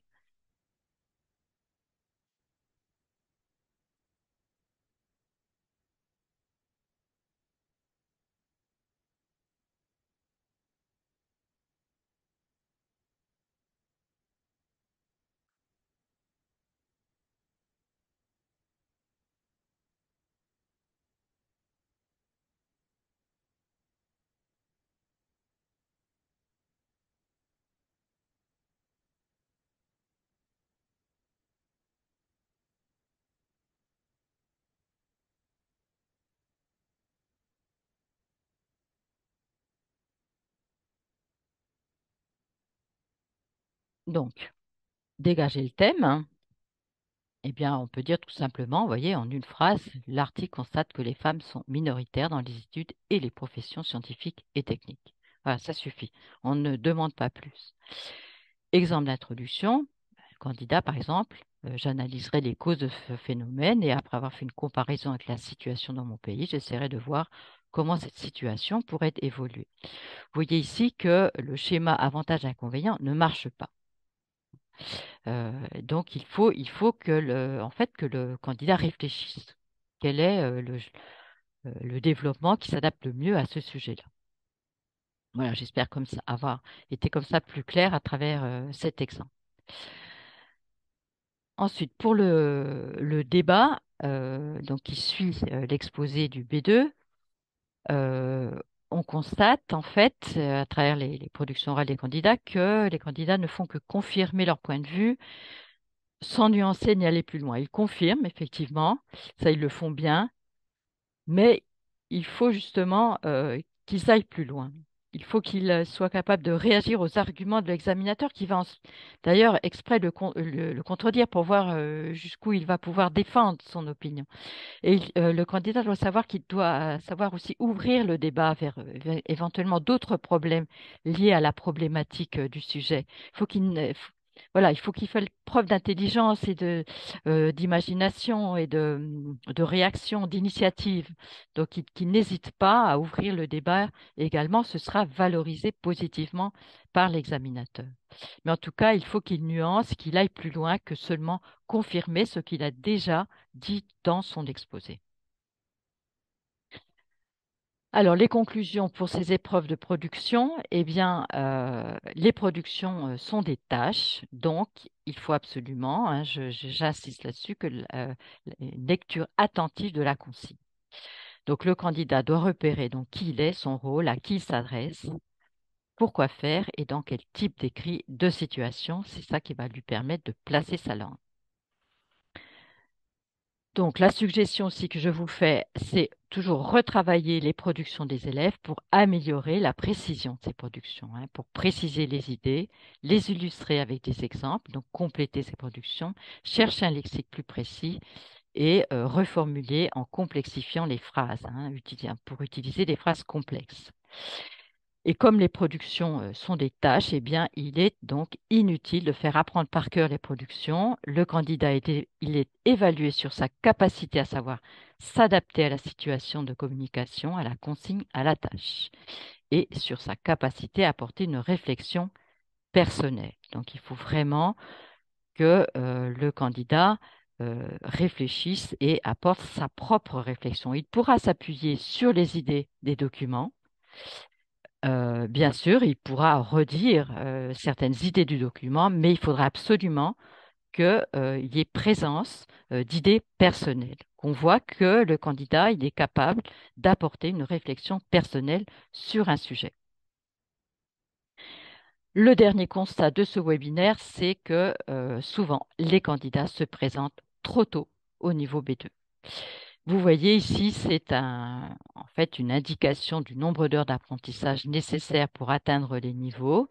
Et vous voyez qu'entre le B1 et le B2, c'est plus 200 voire 250 heures d'apprentissage supplémentaires. Donc, quand un candidat réussit le DELF B1 en février, à la session de février, il ne pourra pas réussir le DELF B2 à la session de juin, parce qu'entre février et juin, à moins qu'il fasse vraiment un cours très intensif de français, il n'aura pas de plus 200 heures, voire 250 heures d'apprentissage supplémentaire. Donc attention à ça, ne lancez pas trop tôt le candidat dans Boudelf B2 parce que les notes apparaissent sur le diplôme et il vaut mieux qu'il ait atteint confortablement le niveau pour avoir de bonnes notes et voilà, il aura un diplôme avec de bonnes notes au dos de son diplôme et ce sera beaucoup mieux. Et pour terminer, ben voilà, les outils, vous savez qu'il y a notre site internet www.delf-dalf.es. Le site de France Éducation Internationale, vous allez pouvoir trouver des présentations des examens, des conseils, des exemples de sujets et le manuel du candidat qui vous donne aussi des indications sur ce qui est attendu du candidat à chaque niveau. Et puis, vous avez aussi, vous pouvez vous appuyer aussi sur les livres de préparation proposés par les maisons d'édition où vous avez des exemples. Et je vous mets ici aussi, vous voyez, cet inventaire linguistique des contenus des niveaux du 4 que vous pouvez trouver sur le site de France Éducation Internationale, où il y a, qui liste le lexique ou les phrases, enfin tous les contenus attendus à chacun des niveaux qui pourra vous aider aussi dans la préparation de vos candidats. Donc, je vous remercie et maintenant, j'attends vos questions. Donc, je vais fermer mon document et je vais répondre à vos questions. J'espère vous avoir apporté des pistes et j'espère avoir été claire. Merci Annette. Il y a des questions. Tout d'abord, des premières questions qu'il y avait, c'était par rapport aux questions, si tu peux rappeler par rapport aux questions fermées, questions ouvertes dans les compréhensions. Il y avait ces deux-là, s'ils continuent avec les questions ouvertes. Et quand il y a des questions fermées, ça veut dire qu'il y aura pas de justification écrite. Alors, Effectivement. effectivement, en 2024, quelquefois, il y aura des questionnaires avec des questions ouvertes et fermées et quelquefois des questionnaires seulement fermés. Quelquefois, ce sera, par exemple, à une session, ça peut tomber sur le B1, mais pas sur le B2, ça peut tomber sur le A2, enfin, ça dépend. On ne le sait pas nous-mêmes à l'avance, en fait, c'est quand on reçoit des sujets qu'on le découvre. Et quand il y a des questionnaires fermés pour les questions vrai-faux, effectivement, il n'y a pas de justification à donner. C'est-à-dire les questionnaires fermés, c'est vraiment que cocher des cases, c'est tout. Il n'y a absolument rien à écrire. Mais voilà, les questionnaires fermés, ben, on ne sait pas quand est-ce que ça va tomber. Et donc, c'est pour ça que je vous recommandais de continuer à préparer les élèves à savoir répondre de manière claire et précise à des questions ouvertes. Est-ce que j'ai répondu à la question? Oui. Oui.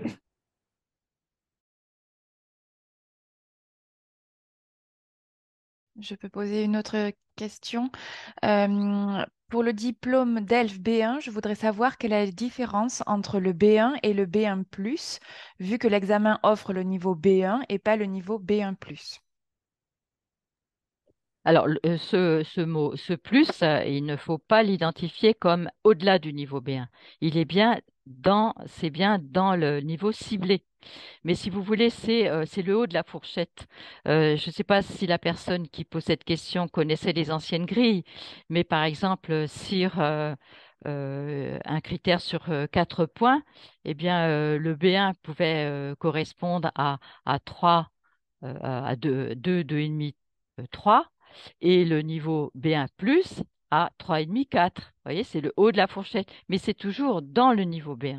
Vous comprenez? Ce plus qui peut effectivement perturber ne veut pas dire que c'est au-delà du niveau B1. C'est le haut du niveau B1, mais c'est dans le niveau B1. C'est-à-dire que c'est un très bon niveau B1, mais ça reste dans le niveau B1.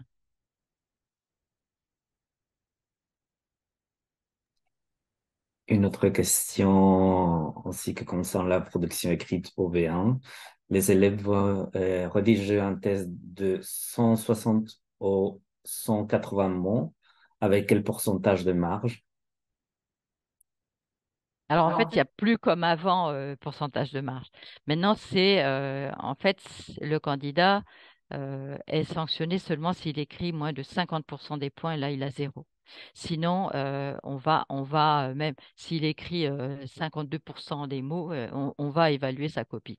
Mais vous devez savoir que s'il n'écrit que 52% des mots, il va y avoir moins de matière évaluable, moins d'idées, moins d'expressions. Donc, de toute façon, on va devoir très certainement qu'il ne va pas pouvoir cocher le niveau plus, ni pour la réalisation de la tâche, ni pour le lexique, ni pour l'élaboration des phrases. Vous voyez, donc ça a une incidence sur tous les critères, mais il n'est vraiment sanctionné que s'il écrit moins de 50% des mots. Une question qui concerne la production orale du niveau B2. Le participant aimerait savoir si le débat est inclus dans les 5 à 7 minutes d'exposé du candidat ou s'il a lieu après les 5 à 7 minutes d'exposé. Le débat a lieu après l'exposé de 5 à 7 minutes. C'est-à-dire, il y a d'abord un exposé qui doit durer minimum 5 minutes, entre 5 et 7 minutes, et ensuite, il y a un débat.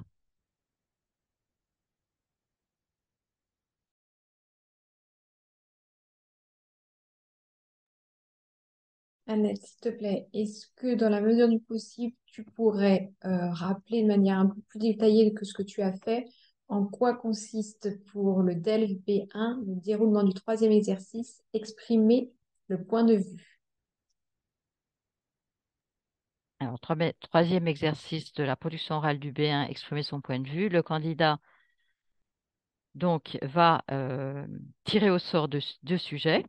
Il en choisira un. Il aura 10 minutes de préparation pour préparer ce sujet. Et il devra dégager le thème en une ou deux phrases, c'est-à-dire le thème sur lequel il va parler.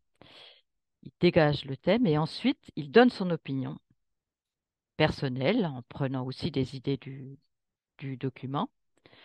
Et il va exprimer son opinion, développer ses idées en illustrant avec des exemples tirés de son expérience personnelle.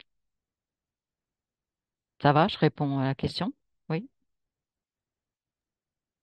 C'est pas une question, mais c'est une réflexion qui fait un participant anonyme.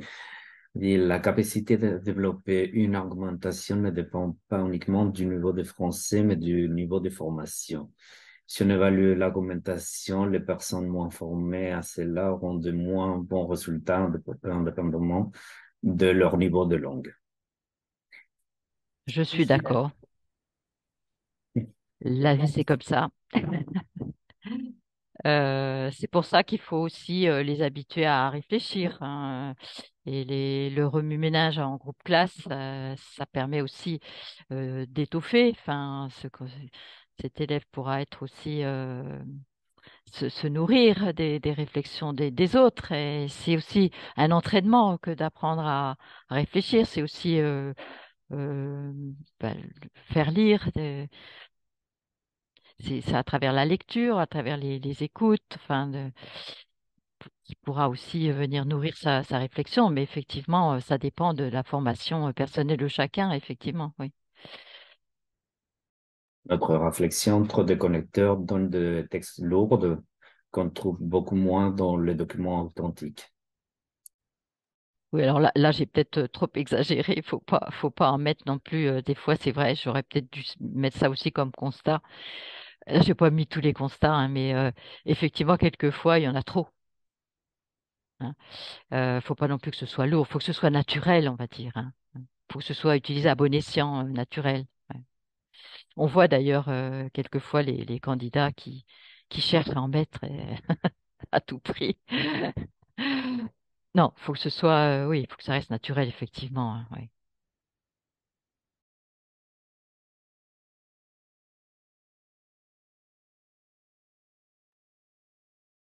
Nous avons un participant qui est examinateur et qui nous dit qu'il a du mal à évaluer la production orale sur l'aspect sociolinguistique parce que, à part le traitement du tu et du vous, il ne sait pas exactement quels autres aspects il doit tenir en compte. Est-ce que tu peux prendre en compte? Est-ce que tu peux revenir un peu sur ce sujet? Mais il faudrait que je sache de quel exercice. Euh, C'est vrai. oui. Est-ce qu'il s'agit du B2, du B1, du interaction? L'interaction, c'est facile, le socio-linguistique. Hein, ouais. La personne peut peut-être préciser sa question.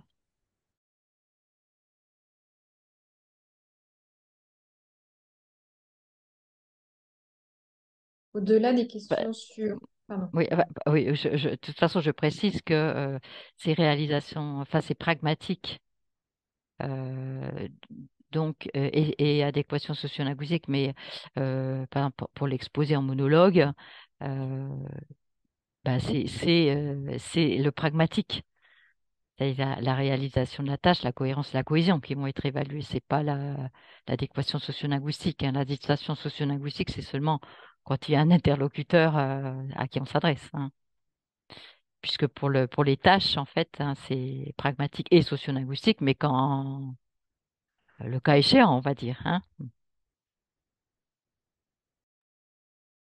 Oui, Annette, je Oui. rebondissais à des questions qui sont plus larges que la préparation aux examens, mais qui sont liées finalement au calendrier des sessions et à la possibilité pour un élève qui n'aurait pas eu le diplôme au niveau qu'il souhaitait d'être à nouveau candidat. Est-ce que tu peux apporter des éléments de réponse sur ce sujet, s'il te plaît? Bah, le candidat peut se représenter autant de fois qu'il le souhaite au même niveau. Même s'il est reçu, il peut se représenter s'il veut obtenir un diplôme avec des meilleures notes, parce que dans telle communauté, pour entrer dans tel type de concours, eh bien, on lui demande d'avoir un minimum de notes. Eh bien, il peut refaire, même s'il a réussi son diplôme, il peut refaire autant de fois qu'il veut le diplôme, hein, qu'il ait réussi ou pas. Il n'y a pas de limite, hein, à la session suivante, 2 sessions après, enfin, quand il veut. Les productions écrites du B2 peuvent être bien des lettres formelles, que des essais, des articles, par exemple. Oui, alors en général, pour le junior, enfin la version scolaire junior, c'est en règle générale très souvent, le plus souvent, ce sont des lettres formelles. Puisqu'en plus, l'adéquation sociolinguistique a été maintenant intégrée dans toutes les grilles. Et donc, les consignes doivent tenir compte de cette adéquation sociolinguistique, donc doivent inclure obligatoirement un interlocuteur. Enfin, le candidat doit s'adresser à quelqu'un. Alors, il peut s'adresser effectivement à des lecteurs à travers le courrier des lecteurs, par exemple. Ça peut être possible, effectivement. Ou alors, c'est courrier des lecteurs, voilà. Ou, mais le plus souvent, ce sont les lettres formelles.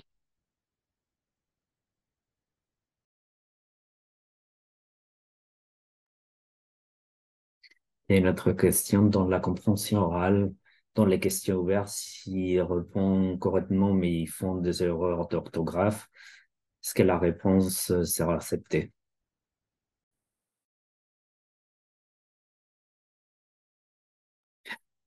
Et dans la compréhension orale, dans les questions ouvertes, s'ils répondent correctement la réponse, mais ils font des erreurs d'orthographe, est-ce que la réponse sera acceptée? Hmm. Oui, c'est Ça vrai, va être évalué. Ouais.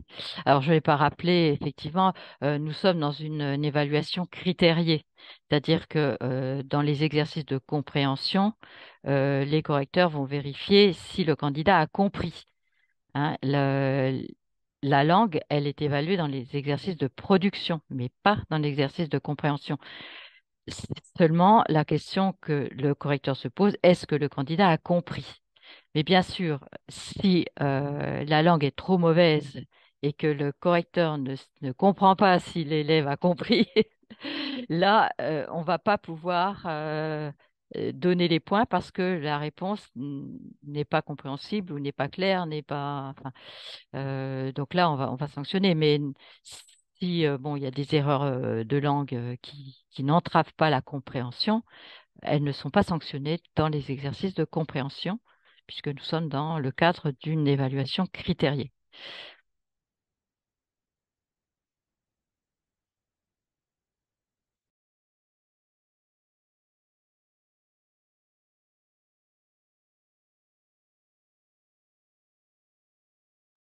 D'autres questions? Oui, une question qui revient sur le calendrier. Où trouver le calendrier des sessions? Et par ailleurs, pourrais-tu préciser si les dates des sessions, comment elles sont choisies, sont-elles internationales ou adaptées au pays? Puisqu'il y a une personne anonyme qui précise que le DELF Junior a lieu juste avant les BAO et que ça le génère du stress supplémentaire pour les élèves. Alors, les calendriers, vous pouvez les trouver sur notre site internet www.delf-dalf.es. Sauf pour la version Delf scolaire, puisqu'elle est spécifique, et ça, vous pouvez la trouver dans vos circulaires ou auprès de votre centre d'examen.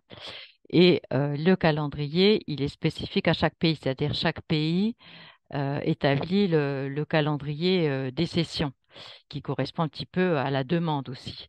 Et enfin, sachez qu'en Espagne, c'est très complexe parce que chaque communauté a son rythme, ses jours fériés. Les dates de Ebaoud ne sont pas les mêmes dans chaque communauté. Donc, c'est, on fait ce qu'on peut, mais c'est pour ça aussi qu'on propose plusieurs sessions. Si une session qui convient pas, ben, faut prendre l'autre. Mais c'est vrai que c'est un casse-tête pour nous chaque année d'établir les sessions. Et on ne connaît pas non plus, nos calendriers sont établis, on a établi par exemple les calendriers 2024 en juillet dernier, donc le juillet de l'année précédente sont établis les calendriers de l'année suivante. Donc, en mois de juillet, on ne connaît pas les dates des examens de EBAU, de Bachivac, tout ça, on ne les connaît pas. On ne sait pas. Hein. Donc, c'est aussi d'autant plus difficile.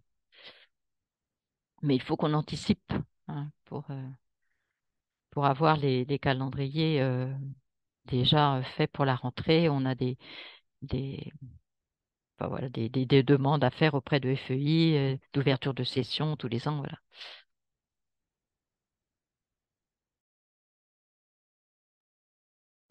Une autre question au B1, vous avez bien dit que pour le monologue, dans la troisième partie de la production orale, on ne va pas évaluer les réponses aux questions de l'examinateur. J'ai bien compris. Alors, en fait, effectivement, le B1, c'est un monologue. Donc, on évalue l'exposé. Mais quelquefois, l'exposé ne dure pas 3 minutes, il est trop court. Et donc là, en fait, l'examinateur, il va essayer d'aller repêcher euh, des idées auprès du candidat. Donc, il va lui poser des questions. Et là, oui, il va en tenir compte. C'est-à-dire, si l'exposé est trop court, euh, l'examinateur va essayer de sauver un petit peu le candidat en lui posant des questions et voir, en fait, si le candidat, il sait exprimer une opinion. Si l'exposé est trop court, oui, on va évaluer ce que dit le candidat dans la partie question. Mais si l'exposé a duré 3 minutes, l'examinateur, si vous voulez, pour pas finir peut-être l'oral comme ça, bah, c'est terminé, bah, oui, enfin, parce qu'il est aussi lui-même, il a envie de parler finalement, d'avoir une vraie conversation avec son candidat, et bien, il va lui poser quelques questions.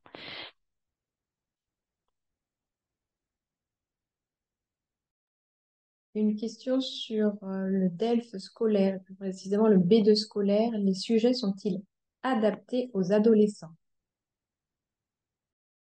Alors, B2 scolaire ou junior, ce sont les mêmes sujets qui sont effectivement adaptés aux adolescents. Vous voyez que les exemples que j'ai donnés, ils sont dans un lycée bilingue, enfin, ils s'adressent à leur directeur de leur établissement. Enfin, oui, oui, ils sont tout à fait adaptés. Il n'y a pas, par exemple, de sujet sur le monde du travail, comme il peut y avoir dans les exercices de version tout public. Hein. Une question technique par rapport au DELF scolaire, c'est plutôt des... Il y a, évidemment, parce que le résultat, c'est le 28 juin. Il y a des résultats qui arrivent le 28 juin. C'est un peu tard, il peut être avant. Ça dépend. Alors, nous sommes bien conscients et on aimerait bien donner les résultats avant, mais en fait, le volume des candidats est tel et on doit suivre si vous voulez, un protocole, un processus. Donc, il y a non seulement les corrections, mais après, il y a la réunion des jurys. Pour le DELF scolaire, ce sont des jurys par communauté. Donc, tout ce processus de vérification des sujets, souvent aussi, comme il y a l'implication aussi de la Consejería de Educación, il faut aussi trouver une date qui convienne à tous les partenaires. Donc, c'est un peu complexe et malheureusement, en raison de ça, on n'est pas toujours capable en mesure de pouvoir vous donner les résultats avant le 28 juin. Dans certaines communautés, on le donne avant parce qu'il y a un point de candidat où, bon, il se trouve qu'on a pu travailler plus vite, mais c'est pour ça que on a mis dans le calendrier, en fait, date limite le 28 juin. C'est-à-dire que ça ne sera pas plus tard que le 28 juin, ça peut être avant, mais ça pourra être aussi malheureusement le 28 juin. Mais on est bien conscient et on fait notre possible pour que ce soit le plus vite possible.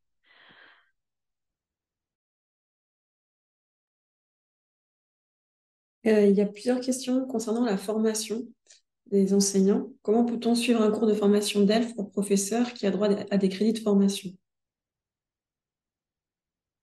Alors, tous les professeurs qui veulent faire un stage d'habilitation, je les invite à regarder. On a un site dédié un article dédié sur notre site www.delf-dalf.es. Hein. Il y a un article où on vous dit, en fait, on vous explique en quoi consiste un stage d'habilitation, qui peut avoir accès, les critères et comment faire pour postuler, si vous voulez. Ou sinon, vous pouvez aussi vous adresser au centre d'examen le plus proche de là où vous exercez et qui saura aussi vous renseigner. Et si vous avez le profil requis, eh bien, on pourra vous intégrer dans un stage d'habilitation qui sont régulièrement organisés. Alors, ça dépend là aussi des communautés. Certaines communautés ont plus de candidats, donc on en organise plus souvent. Voilà. Mais n'hésitez pas à montrer votre intérêt, enfin, en tout cas, si vous voulez être examinateur correcteur.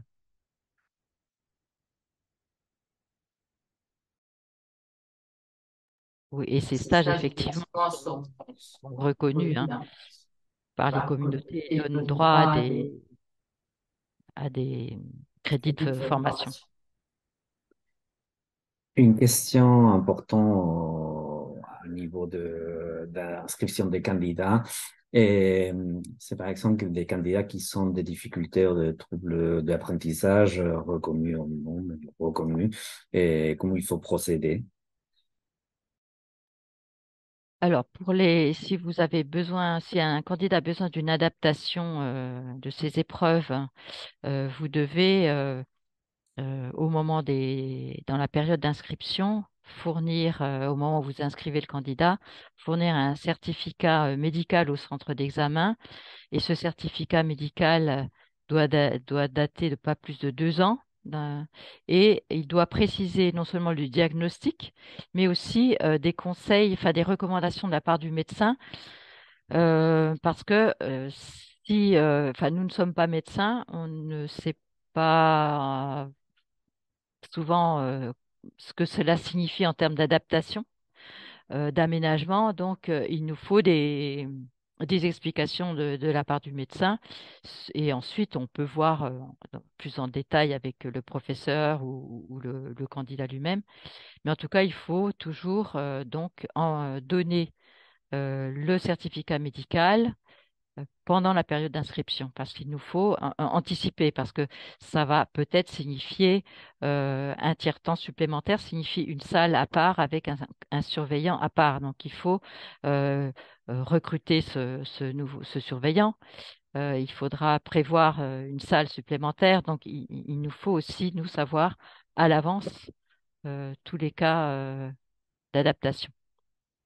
Quelquefois, si c'est problème de vue, si c'est un malvoyant, eh bien, peut demander à France Éducation Internationale un examen en braille. Et là, eh bien, le temps de, de, du- de l'envoi du document, de la demande de l'envoi, ça prend du temps et il faut donc anticiper. Mais en tout cas, votre centre d'examen pourra vous envoyer les instructions sur comment vous pouvez procéder et les types d'adaptations qui sont possibles.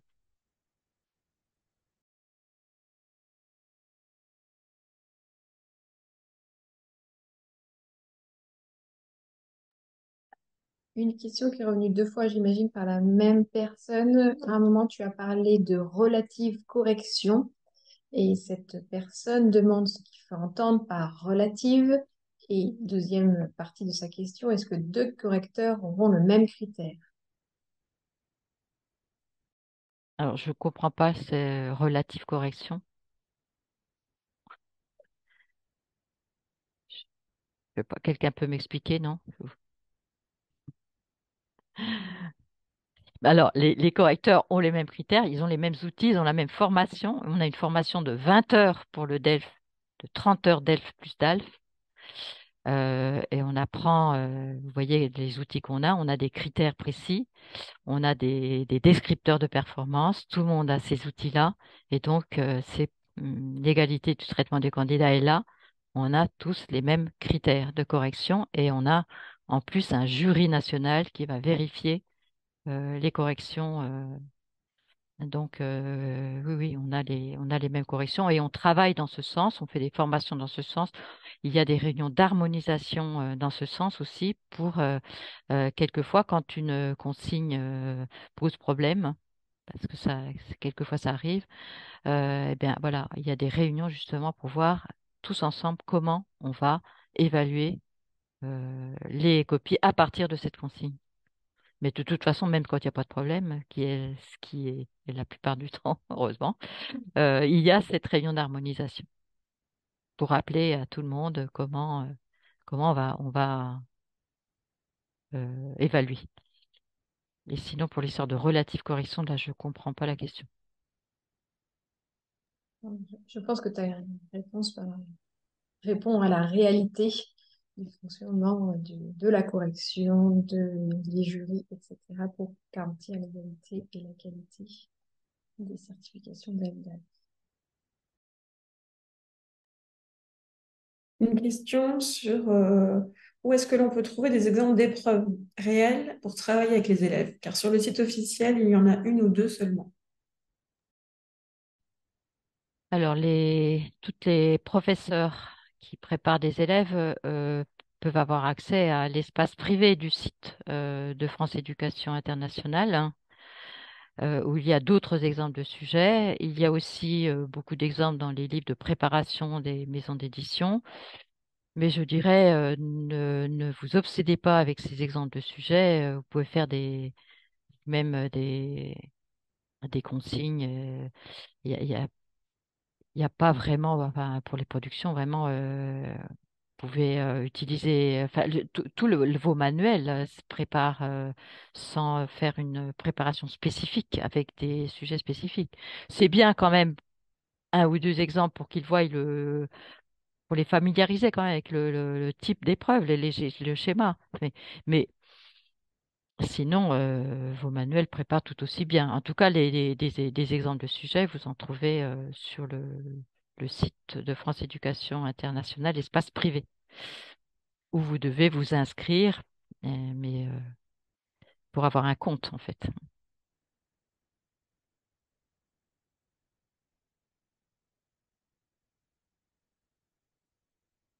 Votre centre d'examen saura vous dire comment faire. Est-ce que dans la production orale B2 junior, les sujets peuvent entraîner sur la politique ou l'économie? Non, non, non. On demande de toute façon aucune connaissance spécifique. Non, non, non. Il y a pas de. C'est la langue standard. C'est pas de langue de spécialité. Et les textes sont reformulés de manière à ce que la langue soit courante, standard. Le lexique est limé aussi, enfin, simplifié.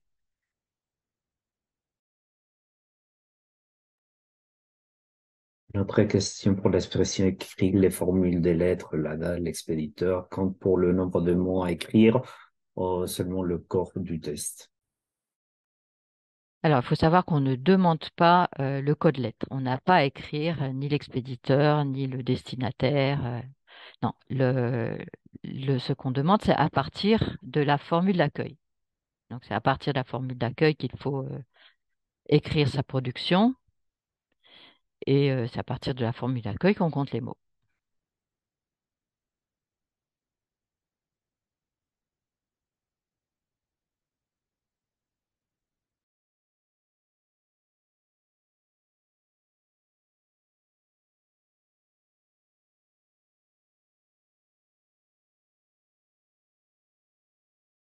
Il y a une question que je me permets de te poser, Annette, parce que c'est quelque chose qui revient assez souvent dans les échanges qu'on peut avoir avec les enseignants, entre le lien finalement entre à quel moment on passe ces certifications en niveau par rapport au niveau scolaire d'un élève. Et la question est la suivante, à quel niveau scolaire ce type d'examen s'adresse-t-il? Quatrième année de SO, première année de baccalauréat, point d'interrogation. Ouh là là, là je dirais que ça dépend bien sûr de l'établissement. Enfin, est-ce que l'élève suit un enseignement renforcé du français ou pas? Est-ce qu'il suit seulement 2 heures, 1 heure? Ça dépend beaucoup. Donc là, c'est difficile pour moi de répondre à ça, mais globalement, je dirais quarto de l'ESO A2 et en, si on compte un LV2, hein, peut-être, et B1 au bachillerato. Difficilement un élève de LV2 pourra atteindre le niveau B2 dans ses études secondaires. Le B2 l'atteindra seulement l'élève qui sera dans une section bilingue, enfin, c'est-à-dire avec un enseignement renforcé du français, avec une DNL en français, mais sinon, non. Enfin, A2, je dirais, en quarto de l'ESO et B1 en bachillerato.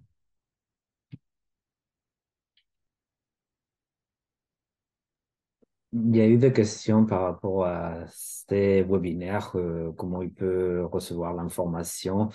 Signaler qu'au moment de l'inscription à ce webinaire, ils ont accepté, tout participant a accepté de recevoir notre lettre de la coopération éducative. Donc, vous allez recevoir de chaque mois des informations par rapport les activités, les actions de la coopération éducative, les formations qu'on fait sur les différents webinaires qu'on organise et les webinaires par rapport aux certifications.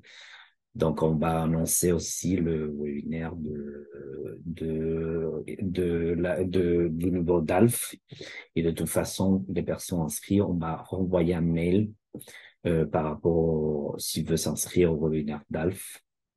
Donc, il y aura pas, ne vous inquiétez pas, vous allez recevoir l'information.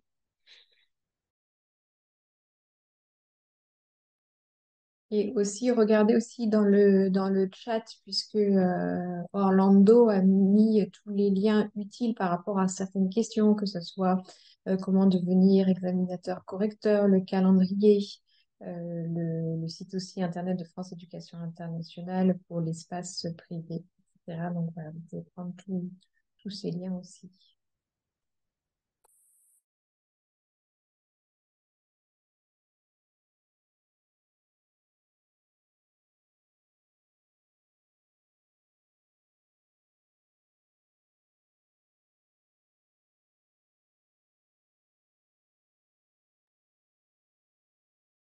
Pas d'autres questions?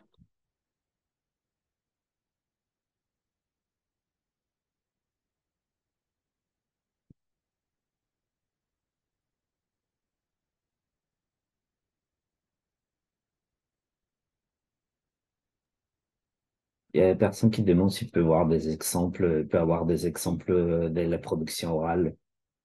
Hmm. De passation d'oraux, j'imagine. Oui, Oui. Malheureusement, non, vous en verrez si vous suivez un stage d'habilitation, mais c'est du matériel propriété de France Éducation Internationale qu'on ne peut pas diffuser. Euh, donc non, non, mais non. Il y en a peut-être sur Internet, hein, je sais pas, mais enfin, notre pays n'en a pas.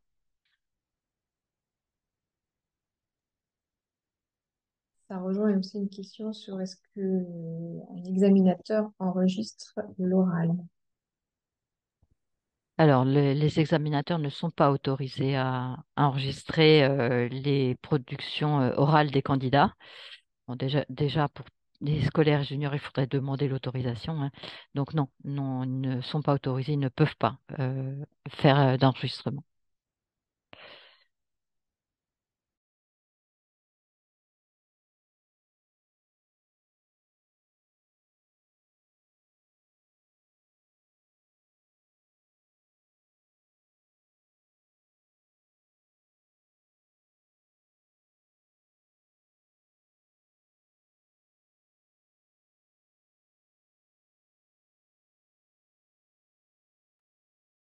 il y a personne qui a posé la question, s'il pourrait expliquer de manière plus détaillée en quoi consiste le déroulement de troisième exercice, exprimer le point de vue dans le B1. Alors, j'ai déjà répondu tout à l'heure, je ne sais pas si je refais pas. Non. Non.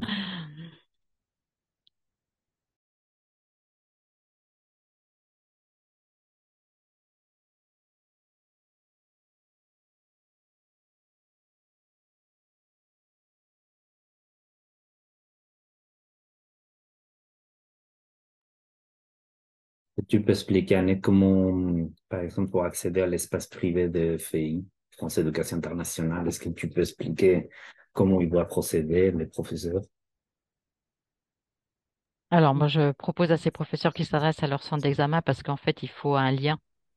Il faut cliquer sur un lien qui va leur permettre de s'inscrire. Voilà, mais voilà, Orlando, je sais pas si tu peux le copier. Il est dans notre manuel du centre d'examen agréé.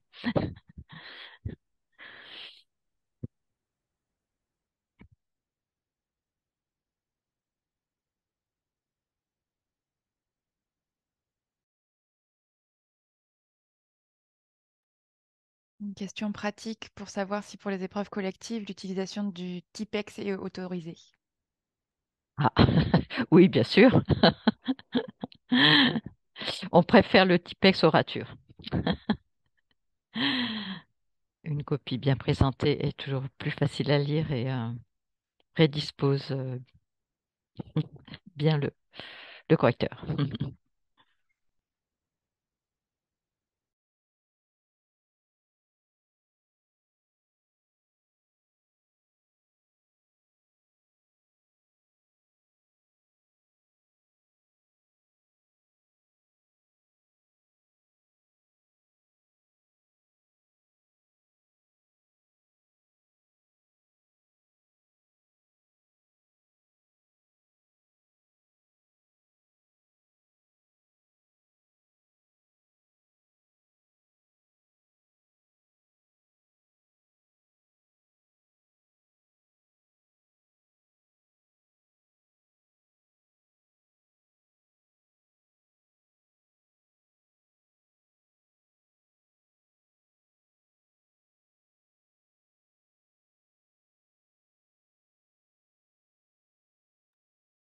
Je vois mes collègues qui parcourent les chats et à la recherche d'éventuelles autres questions.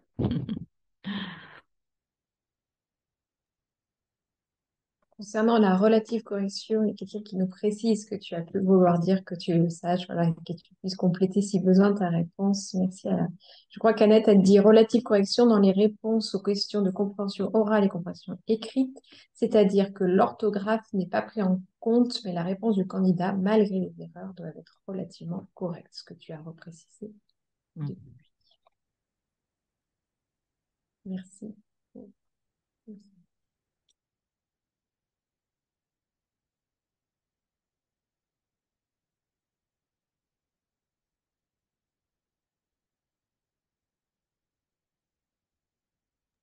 Une question dans les productions orales, est-ce que la prononciation est prise en compte ou pas? Eh bien, la prononciation, elle est évaluée dans euh, le dernier critère de la compétence linguistique, le système phonologique. Hein, c'est-à-dire que, si vous voulez, la prononciation, euh, on vérifie en fait l'intelligibilité du discours. Par exemple, au niveau A, eh bien, on va vérifier que le candidat ne prononce pas les S de la fin des mots, le E de la fin des mots. Au niveau B1, on devra comprendre sans trop faire répéter le candidat. Et au niveau B2, il faut que ce soit fluide, en fait. Hein, le descripteur du cadre européen dit sans tension ni pour un interlocuteur ni pour l'autre. Hein, ça doit couler. Donc, on devrait là pas du tout faire répéter le candidat. Hein. Et l'accent, si vous voulez, n'est pas un handicap si ça n'entrave pas la compréhension. C'est-à-dire si l'accent est trop fort et que là, ça entrave la compréhension, là, ça sera handicapant. Mais sinon, les accents peuvent être au contraire très plaisants.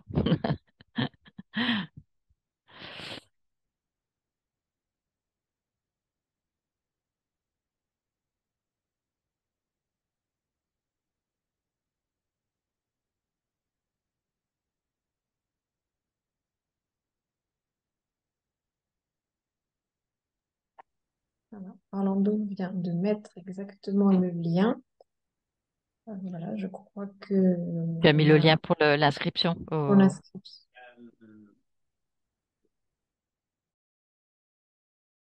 Il y a le lien qui arrive à l'espace professionnel et qu'on peut arriver à l'inscription. Il y a plusieurs informations que peut-être vous pouvez consulter.